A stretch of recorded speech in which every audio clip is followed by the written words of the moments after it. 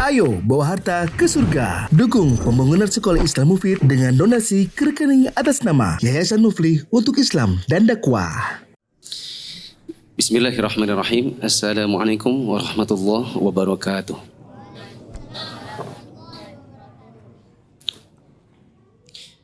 Alhamdulillahi wa kafa wa salatu wassalamu ala rasulillahil mustafa wa ala alihi wa ashabihi wa man iqtafa.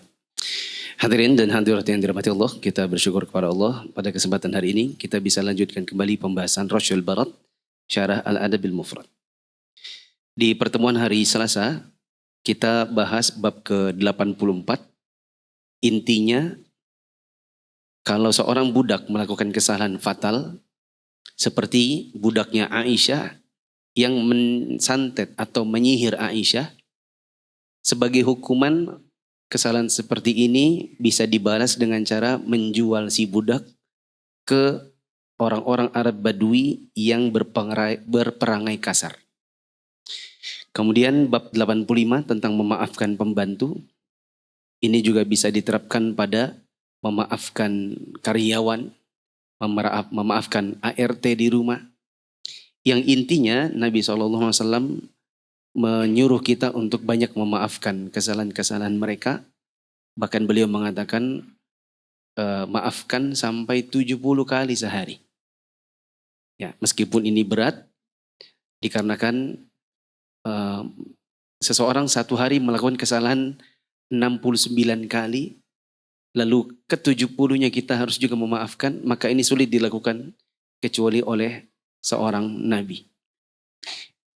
Begitu juga di riwayat ke-164 ada kesaksian dari Anas bin Malik yang selama 10 tahun menjadi asisten Nabi, membantu Nabi dalam mengurusi segala keperluan Nabi. Anas mengatakan tidak pernah selama aku menemani Nabi dan membantu beliau mengatakan kok begini Nas, kok enggak begitu Nas.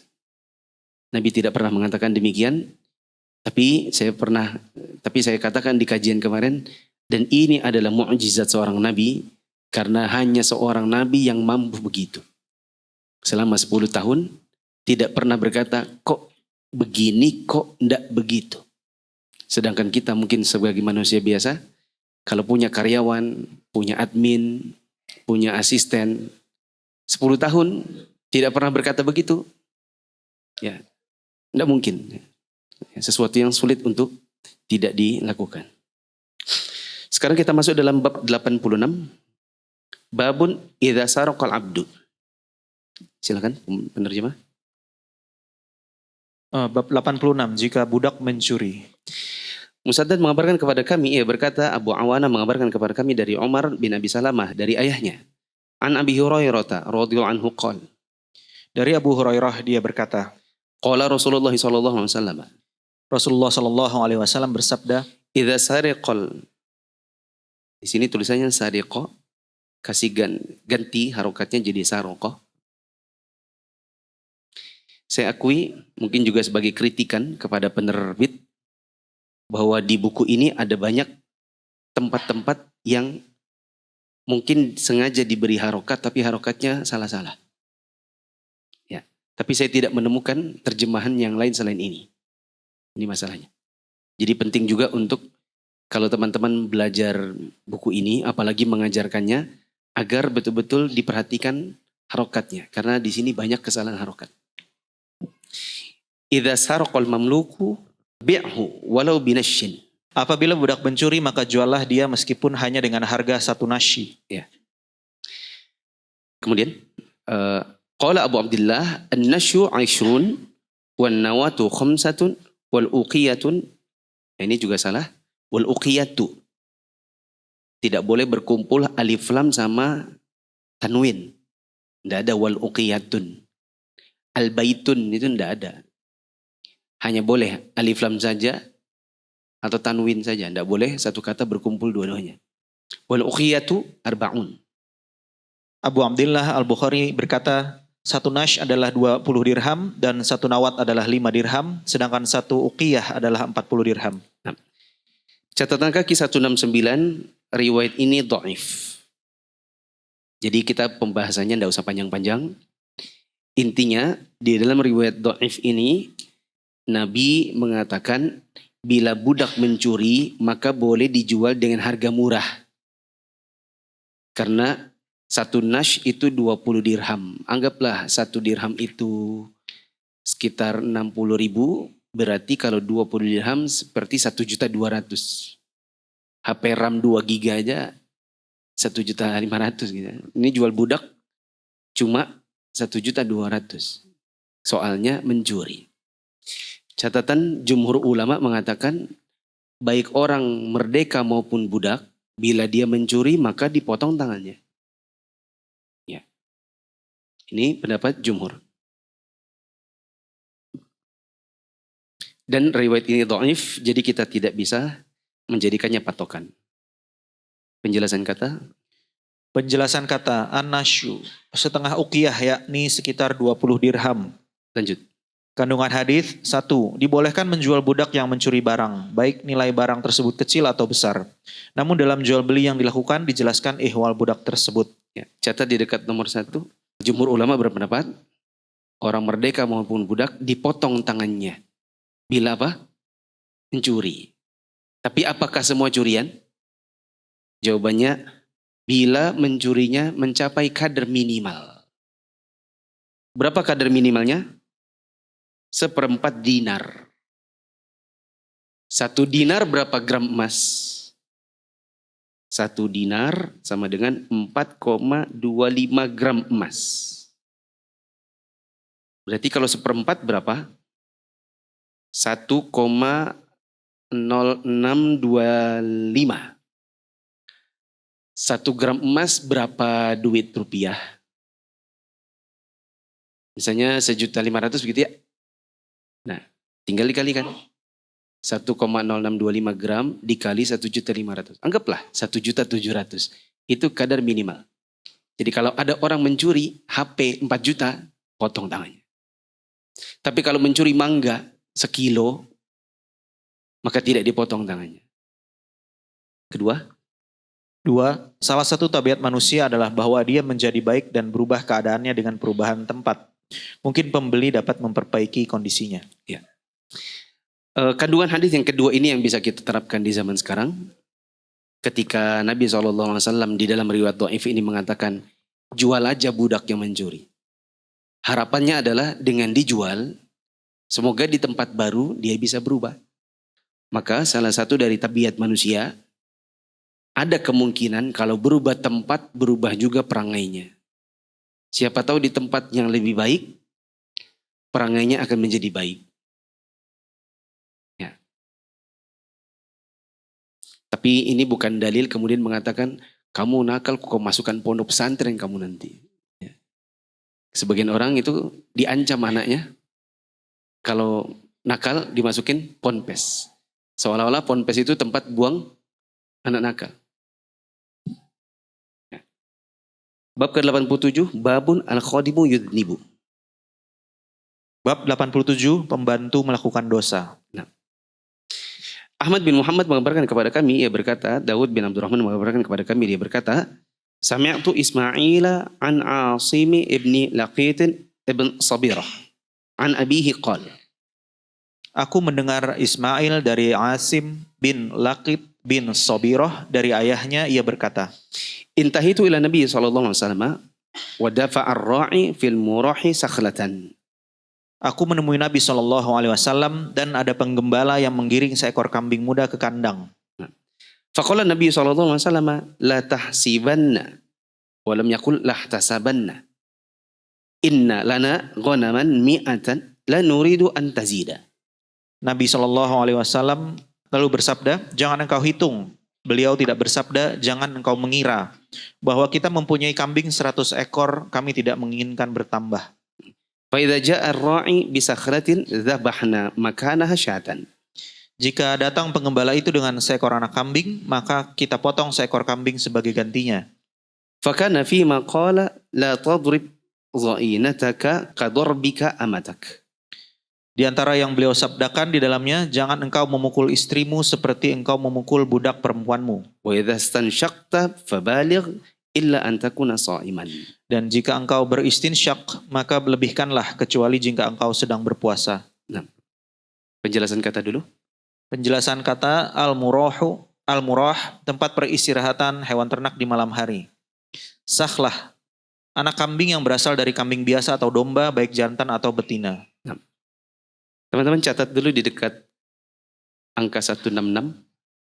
Hadis ini banyak terpotong. Hadis ini banyak terpotong. Berarti kalau mau tahu lengkapnya, cari versi lengkapnya.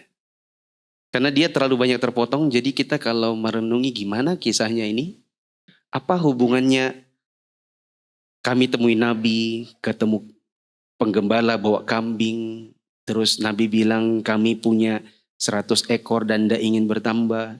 Terus tiba-tiba beliau ngomong, jangan pukul istrimu seperti pukul budakmu. Kalau beristinsyak maka kuat-kuatlah asalkan bukan berpuasa.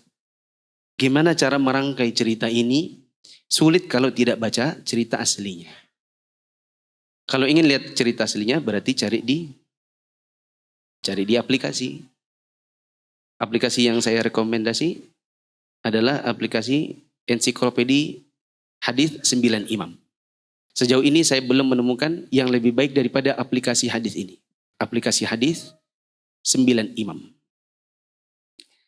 Karena di sini juga takhrijnya bagus, kemudian bisa di-copy, bisa di-send. Terus nanti kalau kita mau lihat versi aslinya, kita tinggal ketik sesuatu yang unik di hadis ini. Seperti ini, al-murah sakhlatan. Al-murah sakhlatan. Saya sengaja pura-pura acting saya nyari ya. Karena saya sudah tahu hadisnya, cuman saya memancing supaya antum juga cari-cari. Ya. Ini. Ceritanya begini, ini panjangnya. Asim bin Laqid ya, mengatakan bahwa bapaknya yaitu Laqid bin Sabirah pernah dalam satu rombongan orang main ke tempatnya Nabi. Maksudnya mau bertamu. Ternyata sampai di tempatnya Nabi, Nabi belum pulang. Kemudian karena mereka sudah sampai, tidak mungkin kan istri Nabi mungkin mengusir begitu. Akhirnya ya udah tunggu aja, mungkin Nabi sebentar lagi pulang. Toh kalian rombongan. Tidak mungkin disuruh tinggal kalau sendirian. Masa iya Aisyah nerima tamu laki-laki sendirian? Tapi karena dia rombongan, maka dipersilakan, silakan duduk.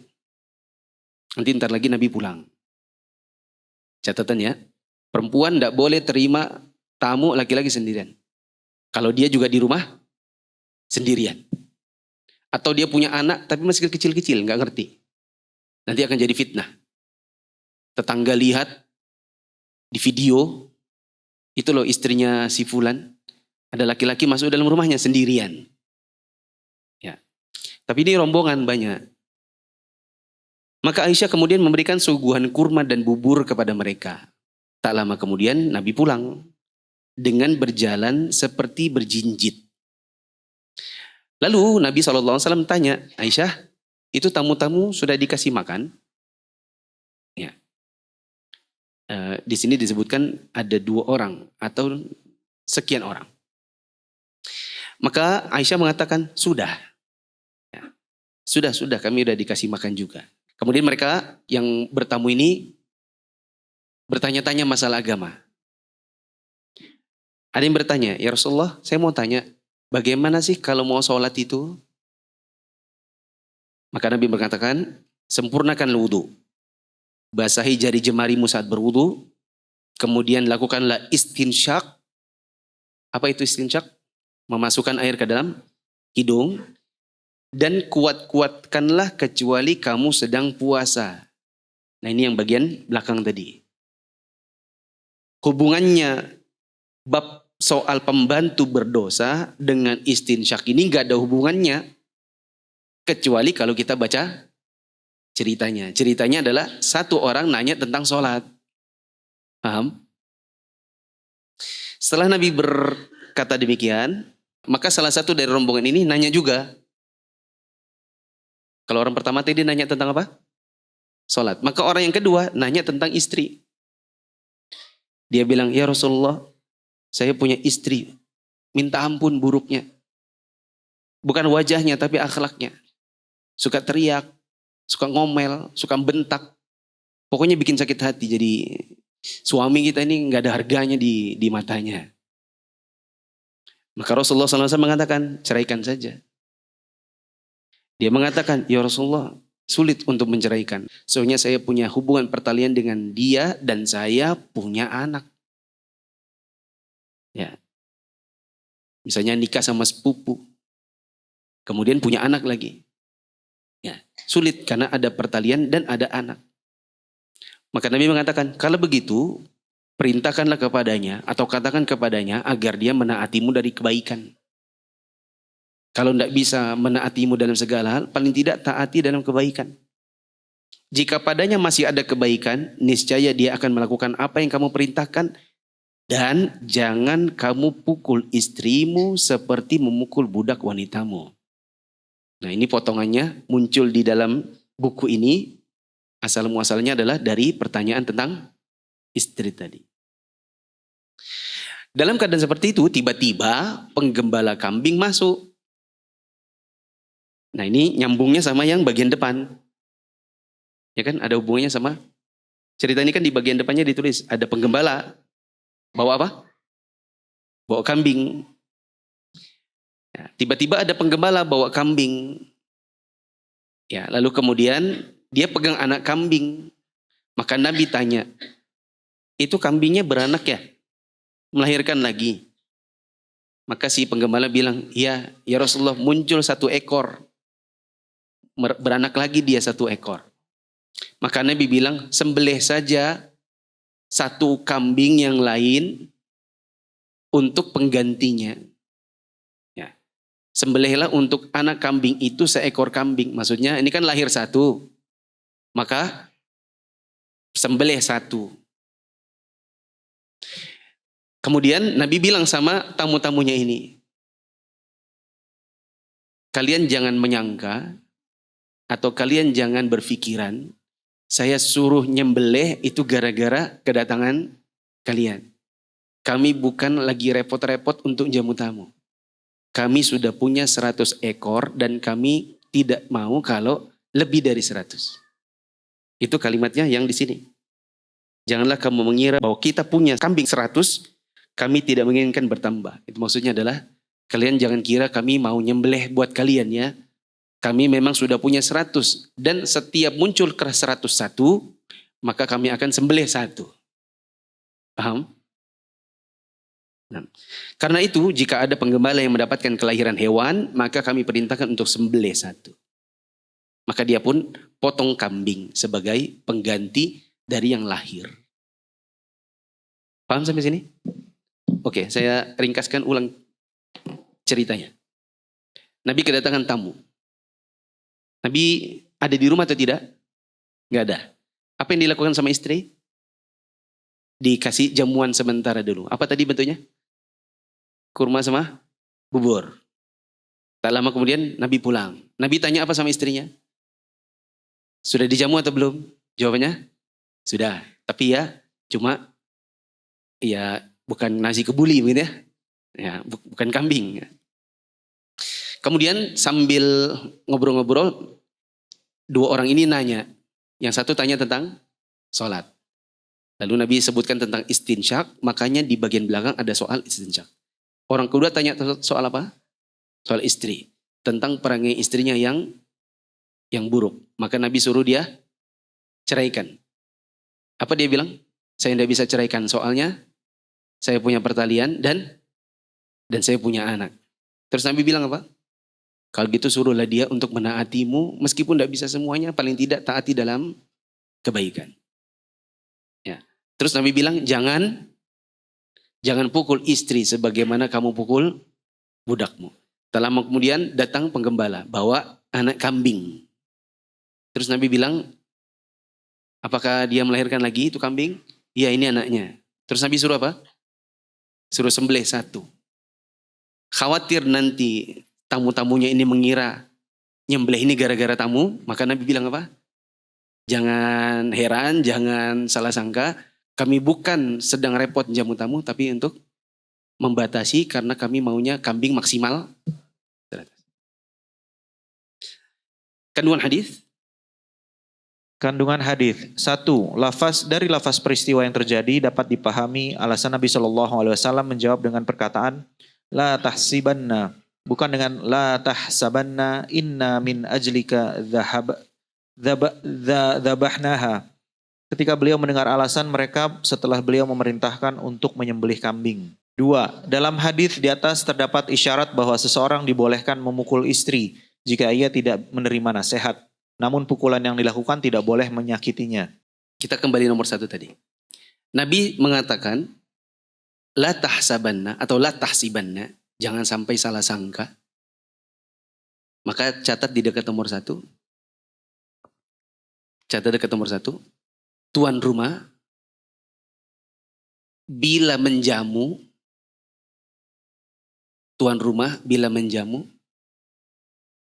jangan menampakkan seolah-olah kerepotan. Jangan menampakkan seolah-olah kerepotan. Karena Nabi SAW di sini bilang kepada tamu-tamunya, jangan kalian sangka saya repot sengaja suruh potong kambing demi kalian. Nanti kalian sungkan lagi. Wah ya Rasulullah jangan sampai repot-repot, masa demi datang kami aja harus potong-potong kambing. Nah kalian jangan merasa seperti itu, karena kami sebenarnya memang punya kebijakan maksimal 100 ekor. Ini dapat datang 101, maka kita sembelih, oke? Dari sini menunjukkan bahwa kalau kita mau jamu tamu, jangan sampai membuat tamunya malah sungkan dengan mengekspresikan rasa repot. Ya. Kalaupun kita misalnya tidak mau repot, kalau lagi tidak bisa repot, maka kalau gitu jangan memaksakan diri. Misalnya istri kita hamil, datang teman-teman kita, istri kita juga misalnya nggak kuat karena dia lagi hamil. Kalau memang tidak bisa merepotkan, kalau memang tidak bisa repot dengan menjamu tamu, kalau gitu tidak usah jamu yang lebih dari kemampuan kita. Cukuplah apa yang ada, misalnya minum teh, minum kopi. Tidak usah lagi istrinya, kamu masak dulu Anda. Kalian mau makan apa? Kolak pisang, bubur kacang hijau, kamu bikin dulu. Istrinya disuruh. Ya. Dan jangan sampai juga kita mengekspresikan rasa repot. Misalnya istrinya ngomong, banyak betul orang ya, bikin repot aja. Misalnya. Ya.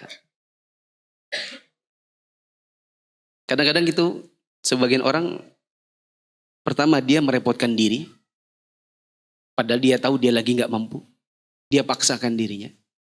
Yang kedua, dia memang tidak suka repot. Lalu di depan tamu-tamu dia ekspresikan kerepotannya. Ya. Ini membuat tamu jadi seolah-olah bahasa tubuhnya itu mengatakan, tolong ya besok-besok tidak usah kesini lagi. Seolah-olah. Nah, dan itu tidak baik. 2. Dalam hadis di atas terdapat isyarat bahwa seseorang dibolehkan memukul istri jika ia tidak menerima nasihat. Namun pukulan yang dilakukan tidak boleh menyakitinya. Nah, dalam hadis ini terdapat isyarat bahwa suami boleh pukul istri. Tapi, ada tapinya ya. Coba tapinya ditulis ya. Tapi, 1. Itu solusi terakhir. Solusi terakhir. Tidak boleh salah sedikit langsung pukul. Tidak boleh dijadikan memukul istri itu sebagai solusi pertama. Atau bahkan satu-satunya. 2. Tidak keras. Tidak keras. Makanya Nabi bilang jangan pukul istrimu seperti pukul budak. Karena biasanya orang kalau pukul budaknya agak keras. Maka mukul istri tidak boleh seperti memukul budak. Ya. Jadi seperti apa? Saya pernah lihat Ustadz Abdurrahman rahimahullah di salah satu kajian beliau contohkan. Pukul telapak tangannya. Kayak orang kompak. Nah, kayak gitu tadi. Diminta tangannya. Lihat minta tanganmu. Kemudian dipukul. Tak. Ya. Bukan di pipi. Bukan di kepala. Bukan dengan bogem. Dengan kepala. 3, tidak meninggalkan bekas. Tidak meninggalkan bekas. Maka kalau dengan kepalan tangan itu meninggalkan bekas, bisa memar. Tidak boleh dengan tamparan, karena itu juga menimbulkan biasanya belar. Atau dipukul pakai alat, misalnya pukul pakai mister kayu. Ya, dipukul pakai sapu. Ya. Sebagian orang itu disundut rokok. Tidak boleh ditendang. Keempat, tidak di bagian kepala. Tidak di bagian kepala. Karena Nabi melarang orang memukul di bagian kepala. Karena kepala itu pusat akal. 3, Tidak dibolehkan berlebihan dalam melakukan istinsyak ketika sedang berpuasa. karena khawatirnya kalau sedang berpuasa, lalu istinsyak berkuat-kuat, nanti airnya bisa masuk lewat hidung, lalu jatuh ke lambung. Dan ini bisa membatalkan puasa. Keempat, tidak ada di situ. Catat nomor 4, memuliakan tamu. Memuliakan tamu tanpa membuat mereka sungkan. Memuliakan tamu tanpa membuat mereka sungkan. Ada seorang sahabat Nabi kedatangan tamu. Lalu kemudian dia tanya sama istrinya, ada makanan gak ya? Istrinya bilang, waduh, ada makanan tapi sisa buat anak-anak aja. Ya. Terus akhirnya dia bilang, sini keluarkan buat tamu aja. Keluarkan buat tamu, dan supaya tamu tidak sungkan, dia bilang sama istrinya, anak-anak ditidurkan, jadi tidak lapar, sama nanti kamu matikan lampu, plus bunyi-bunyikan sesuatu di dapur, seolah-olah lagi makan. Jadi demi memuliakan tamu, meskipun ini juga mungkin ada satu sisi, kalau kita terapkan nanti khawatirnya kita juga termudaratkan anak sendiri. Kalau kita di zaman sekarang mungkin tidak mesti makan, jamuan bisa hanya dengan secangkir teh misalnya. Ya, tapi itu yang dilakukan para salafus saleh, di antara sahabat Nabi ada yang sampai matikan lampu dan dapurnya dibuat bunyi-bunyian seolah-olah lagi masak gitu. Nah, kelima,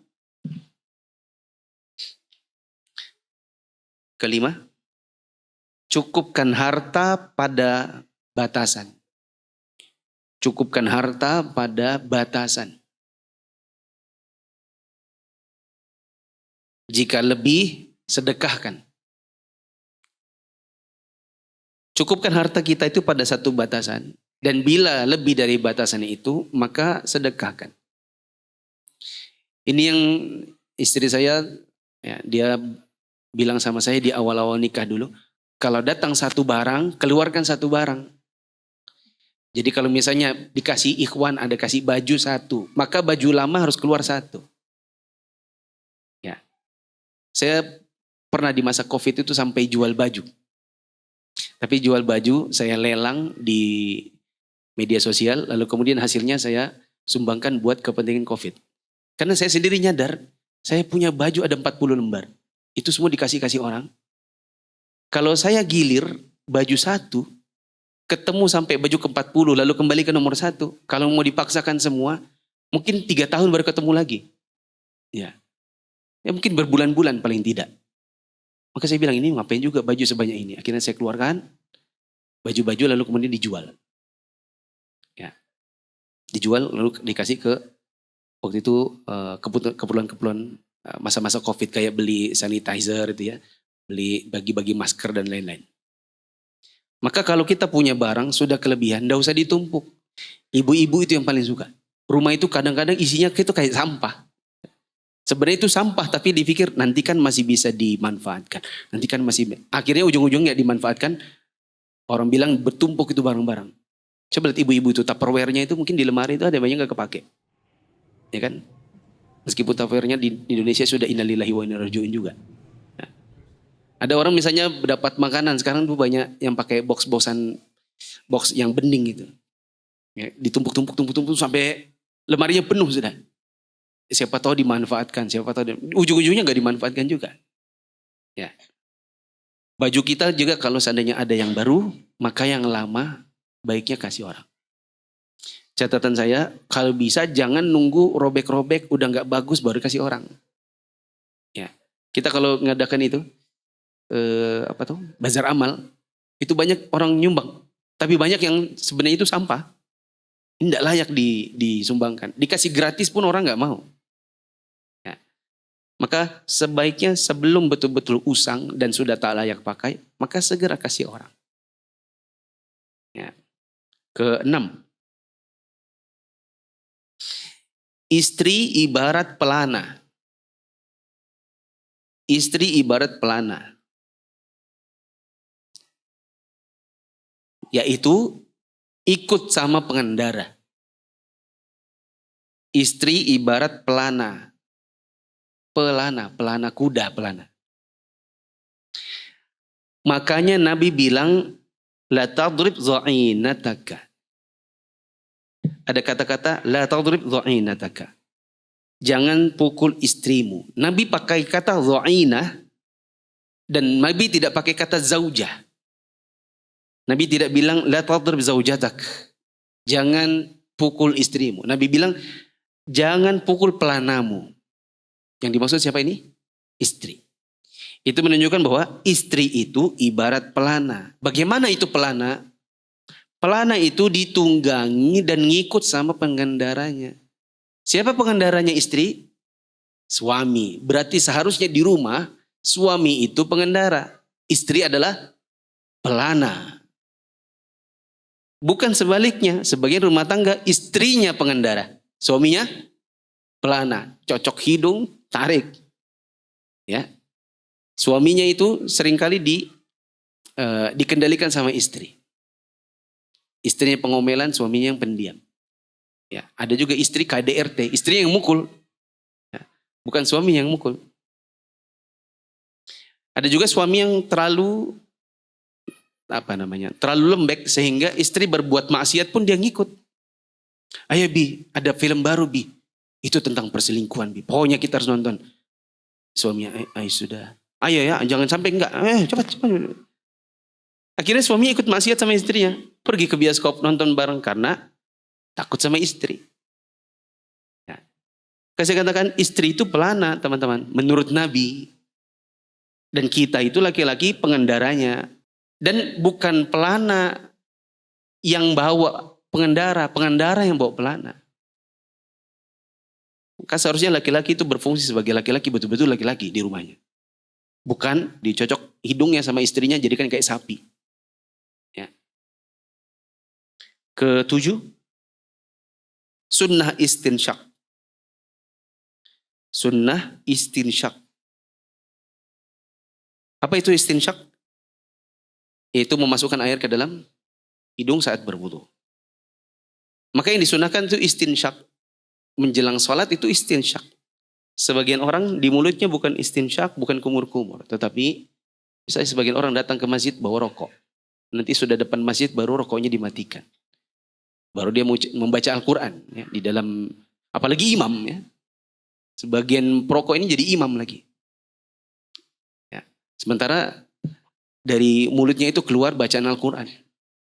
Yang sudah dikotori baunya dengan rokok. Sementara sunnah Nabi SAW membersihkan mulut. Nah, bab 88. Babun man khotama ala khodimihi makhafata su'il dhan. Bab 88, memberi tanda pada budak karena takut berburuk sangka. Memberi tanda pada budak karena takut buruk sangka. Apa maksudnya? Jangan dipikir memberi tanda ini budaknya distempel pakai besi panas ya. Nanti dipikir ini kayaknya budaknya distempel pakai besi panas kayak sapi, kayak hewan-hewan kan kadang itu di kuda itu ya ditempel besi panas gitu. Bukan itu yang dimaksud. Boleh dikasih keterangan dekat situ? Nah, beri keterangan dekat judulnya. Contohnya saat diberi tugas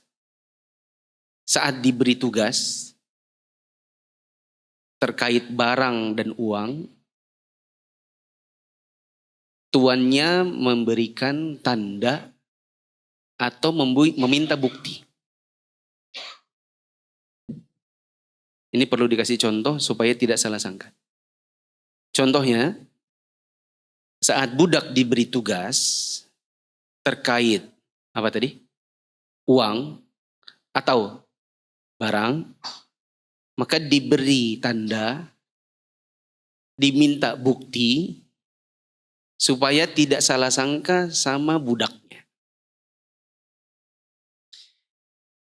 Bab ini juga bisa kita terapkan kalau kita jadi pemilik pekerjaan. Dan kita punya admin, punya karyawan, punya asisten, punya bendahara. Bukan cuma di perusahaan, di yayasan, di masjid. Bab ini kita bisa terapkan. Yaitu, kalau kita punya orang-orang yang kita beri tugas terkait misalnya uang atau barang, maka jangan diberikan kepercayaan 100%. Berikan kepercayaan misalnya 80%, 20-nya harus ada tanda. Apa tandanya?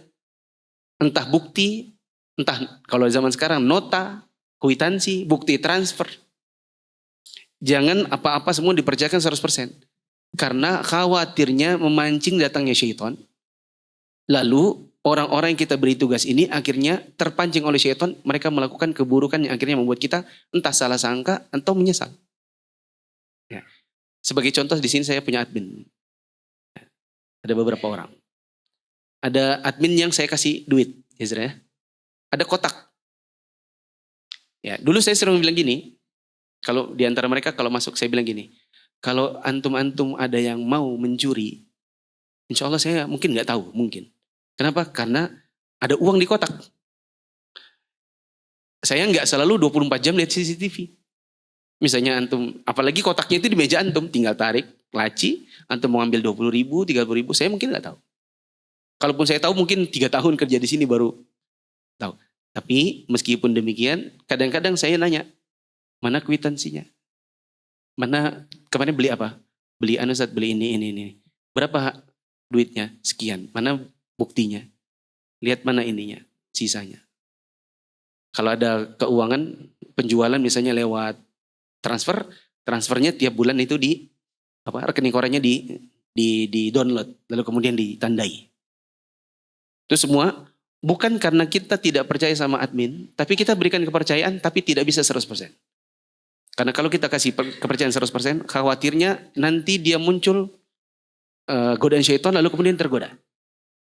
Berapa banyak bendahara-bendahara masjid nilai duit masjid, betul? Ya.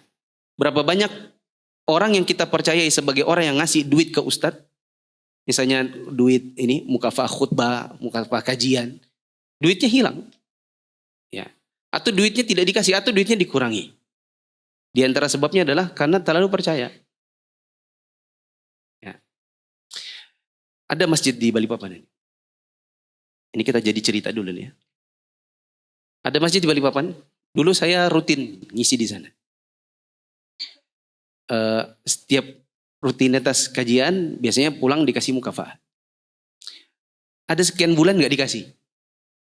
Tapi karena prinsipnya saya bukan ngisi demi mukafah, maka saya pun gak mau tanya. Ya, pantang untuk bertanya, kok gak ada mukafah? Karena kita ngisi bukan untuk itu. Maka kita juga jaga diri dengan punya usaha sendiri. Jadi kalaupun gak dikasih mukafah gak apa-apa.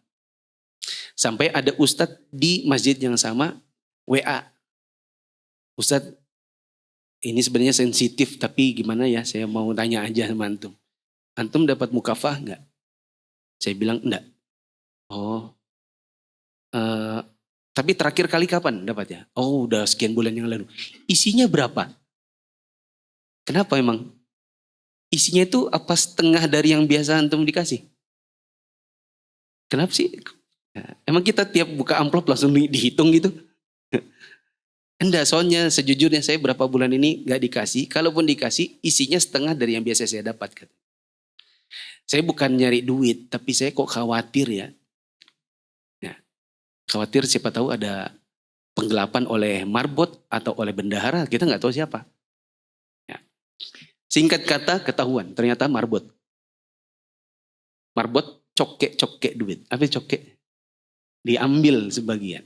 Jadi misalnya isinya anggaplah 400, jika saya cuma 200. Kalau isinya 300 jadinya cuma misalnya 150 atau cuma 200 atau cuma 100 gitu. Ya singkat kata saya ngomong sama ketuanya, lalu kemudian diselidiki, lihat CCTV, oh ternyata benar.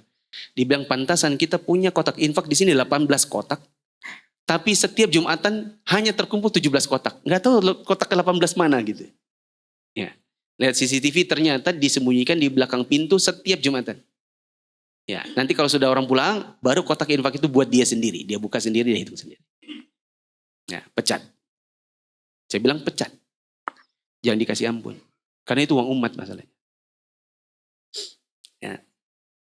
Nah di sini penerapan hadisnya. Kita kasih tanda atau sesuatu supaya tidak salah sangka atau tidak menyesal dengan kejadian.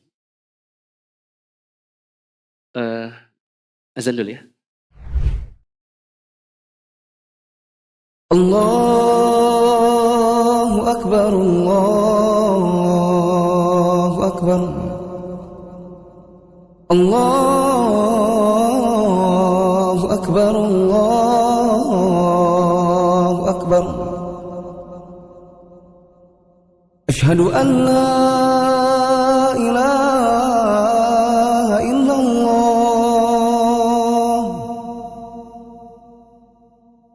Asyhadu an la ilaha illallah. Asyhadu anna Muhammadar Rasulullah. Asyhadu anna Muhammadar Rasulullah. Hayya 'alas salah.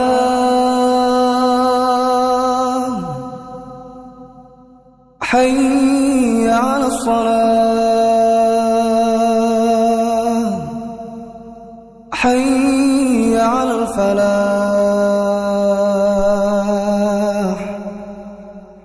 Hayya 'alal falah. Allahu Akbar, Allahu Akbar. La ilaha illallah.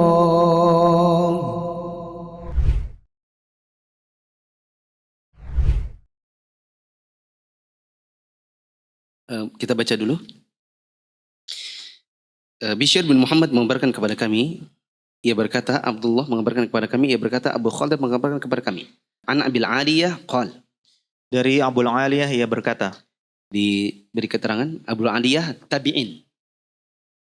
Abu Aliyah salah seorang tabi'in.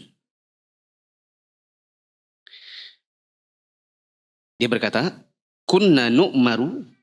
Kami diperintahkan. Abu Aliyah tadi apa? Salah seorang Tabi'in. tabi'in. Kami diperintahkan. Berarti yang merintahkan siapa? Para sahabat Nabi. Kalau yang bilang para sahabat Nabi, kami diperintahkan. Berarti yang perintahkan siapa? Nabi.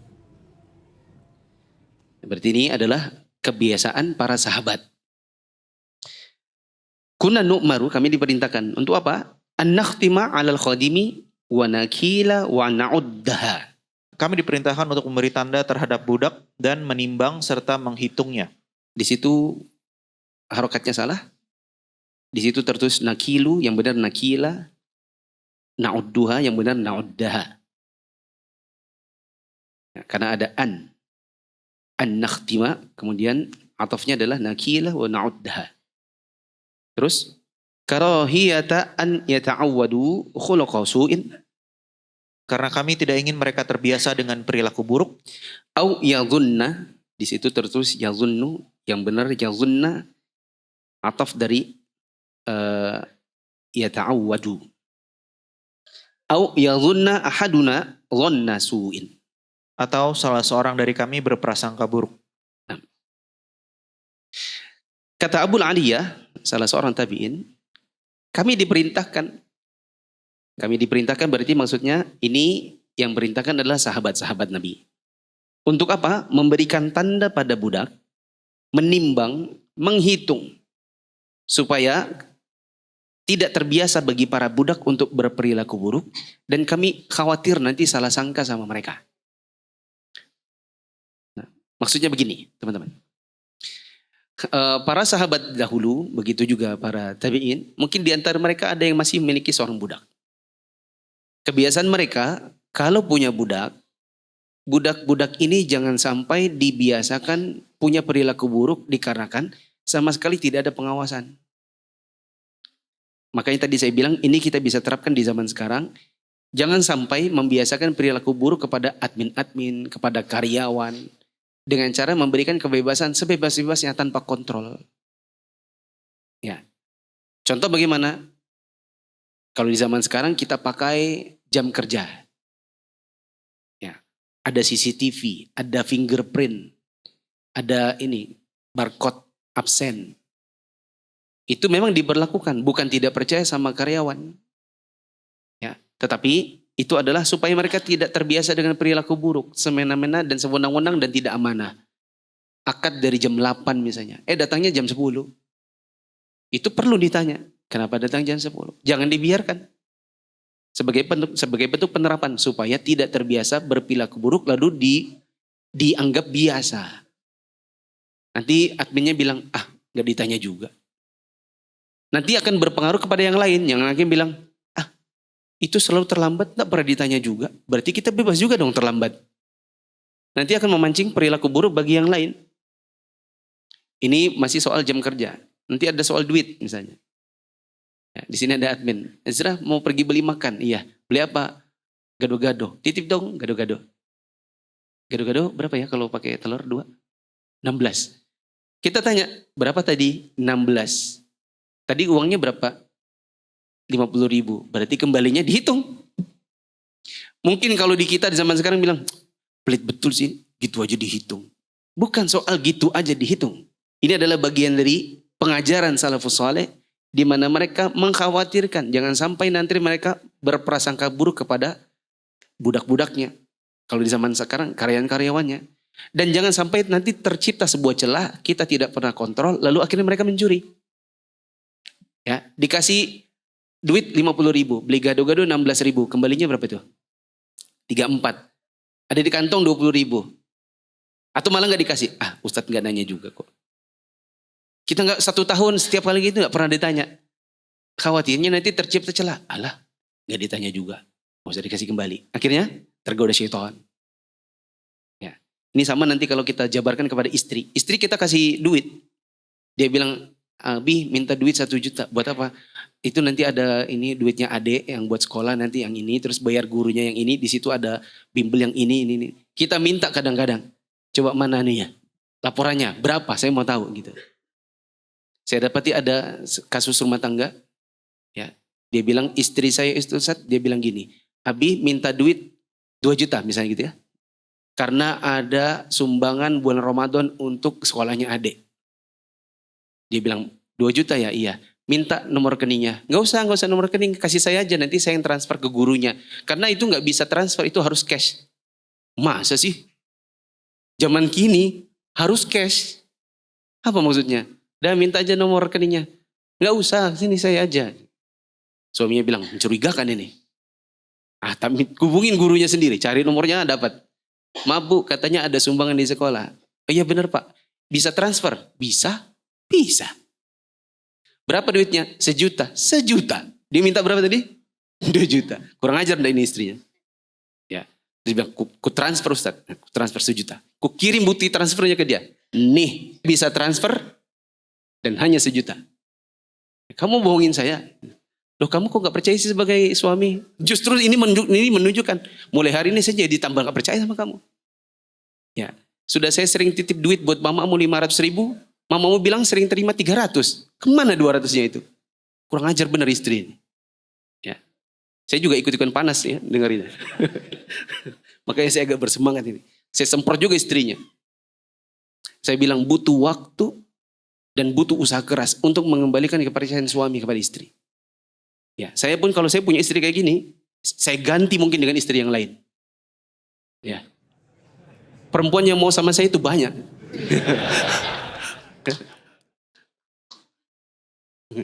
Tapi alhamdulillah saya punya istri sudah nikah 16 tahun mungkin ya. Bulan April, ya 16 tahun. Ya. Istri saya tidak pernah minta-minta macam-macam, tidak usah diteruskan ya. Ada dia, ada di sebelah dan dia sering keberatan. Tidak usah kalau cerita-cerita rumah tangga yang isinya positif, gak usah dibicarakan. Nanti umat tuh cuy, gitu. Tapi betul, saya bilang gitu. Kalau saya jadi suaminya, mungkin saya akan pulangkan dia ke rumah orang tuanya, saya ganti dengan istri yang lain. Yang mau sama saya banyak. Ya. Loh kok gitu Ustaz? Ya begitu, kita sulit berumah tangga dengan orang kita tidak bisa percaya.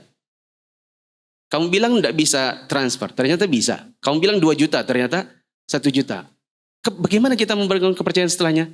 Mau ngasih duit apa-apa sama kamu jadi sebenarnya percaya. Ya. 6. Kandungan hadis. Kandungan hadis. Perhatian para sahabat dalam masalah tanda untuk suatu barang, takaran dan jumlah suatu barang yang mereka perintahkan kepada pembantu mereka untuk dibeli atau yang mereka kirimkan kepada orang lain dengan perantaraan pembantu. Hal tersebut dilakukan agar hati mereka tenang dan tidak berburuk sangka kepada para pembantu. Selain itu agar pembantu tidak berani mencuri atau berkhianat. Ya.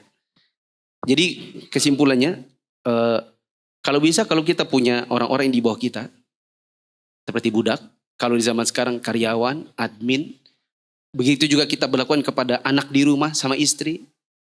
Ya, kita punya anak, nak tolong belikan ayah, misalnya belikan apa di luar, keperluannya ini. Itu jangan, sudah jangan gitu aja. Sini mana laporannya, mana kwitansinya. Berapa tadi duitnya ayah kasih? Sekian ratus. Berapa ini? Mana kembaliannya? Itu harus ditanya. Supaya anak tidak terpancing oleh syaitan karena menganggap ayahnya tidak pernah meminta laporan. Lalu terbuka celah untuk anak kemudian tidak amanah. Kalau ini terbiasa, khawatirnya nanti sampai besar, jadilah dia kayak marboten tadi itu. Jadilah dia kayak istri yang seperti itu. Orang-orang yang tidak amanah dalam memegang keuangan. Nah, subhanakallahumma wa bihamdika asyhadu an la ilaha illa anta astaghfiruka wa atubu ilaik. Assalamualaikum warahmatullahi wabarakatuh.